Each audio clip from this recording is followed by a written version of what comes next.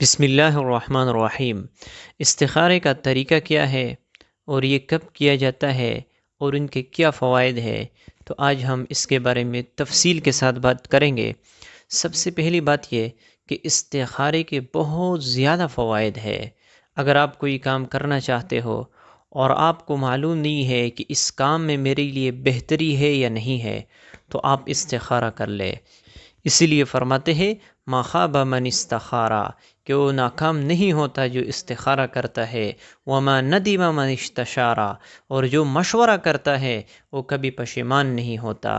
اسی لیے جو بندہ استخارہ کرتا ہے تو کبھی بھی ناکام نہیں ہوتا، کیونکہ اس نے اس رب کے ساتھ مشورہ کیا، اس رب کے ساتھ اپنا معاملہ اس رب کو سپرد کیا جو ہر کام میں بہتری جانتا ہے۔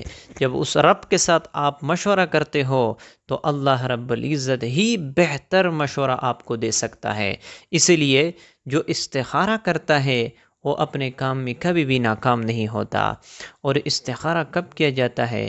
جب آپ کے سامنے دو راستے ہوتے ہیں اور آپ یہ نہیں سمجھتے کہ میرے لیے کون سا راستہ بہتر ہے، میں یہ کام کر لوں اس میں میرے لیے بہتری ہے، یا میں یہ فلاں کام کر لوں تو اس میں بہتری ہے، تو آپ استخارہ کر لیں اور اللہ رب العزت آپ کو استخارے میں بہتر ہی راستہ دکھائیں گے۔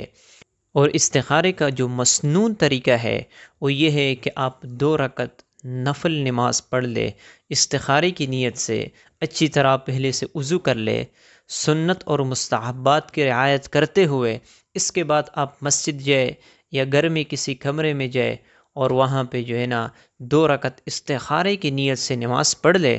تو اس کے بعد جو استخارے کا مسنون دعا ہے وہ پڑھ لے۔ پھر استخارے کے مسنون دعا سے پہلے آپ اللہ کے حمد اور ثنا بیان کر لے، اور اس کے بعد حضور صلی اللہ علیہ وسلم پر درود شریف بھیجے، اور آخر میں بھی اللہ کے حمد بیان کر لے اور حضور صلی اللہ علیہ وسلم پر درود بھیجے، اور درمیان میں استخارے کا جو مسنون دعا ہے اللہم انی استخیرک بعلمک واستقدرک بقدرتک، یہ جو مکمل دعا ہے یہ پڑھ لے۔ پھر اس کے بعد آپ دل کی طرف متوجہ ہو جائے اور دل کی رجحان کو دیکھو کہ دل کس طرف مائل ہے۔ اگر دل اس کام کی طرف مائل ہے جس کی طرف آپ کا ذہن ہے، 2 راستے ہیں اور ان میں سے ایک کی طرف آپ کا دل رجحان ہے، آپ کا دل مائل ہے، تو وہی کام کر لے، اس میں بہتری ہے۔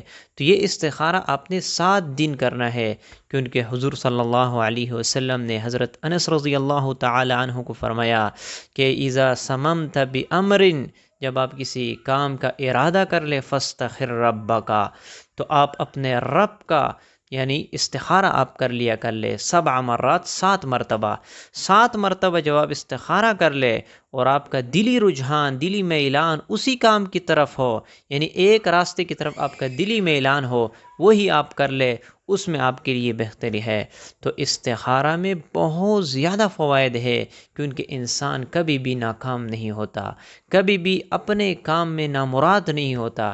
اسی لیے استخارے کا جو مسنون طریقہ ہے وہ میں نے آپ لوگوں کو بتا دیا ہے۔ مجھے امید ہے کہ آپ لوگوں کو میری بات سمجھ آ چکی ہوگی۔ اللہ تعالی ہمیں اس پر عمل کرنے کی توفیق عطا فرمائے۔